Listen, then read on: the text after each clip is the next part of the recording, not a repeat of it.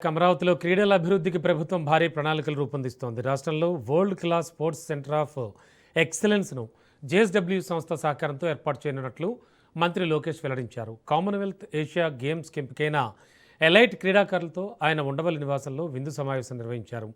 ఈ సందర్భంగా రాష్ట్రంలో క్రీడా అభివృద్ధికి తీసుకోవాల్సిన చర్యలపై క్రీడాకారుల అభిప్రాయాలను స్వీకరించారు.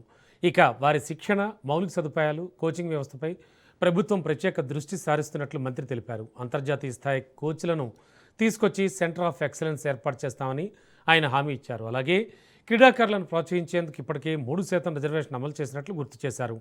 గ్రామ స్థాయి నుంచి రాష్ట్ర స్థాయి వరకు స్పోర్ట్స్ ఎకో సిస్టమ్ను అభివృద్ధి చేయడమే తమ లక్ష్యమని తెలిపారు. ఈ ఏడాది ఆసియా కామన్వెల్త్ గేమ్స్కి ఎంపికైన 18 మంది అథ్లెట్ల శిక్షణ కోసం ప్రభుత్వం 2,23,00,00,000 రూపాయల ఆర్థిక సాయం విడుదల చేసినట్లు అధికారులు తెలిపారు.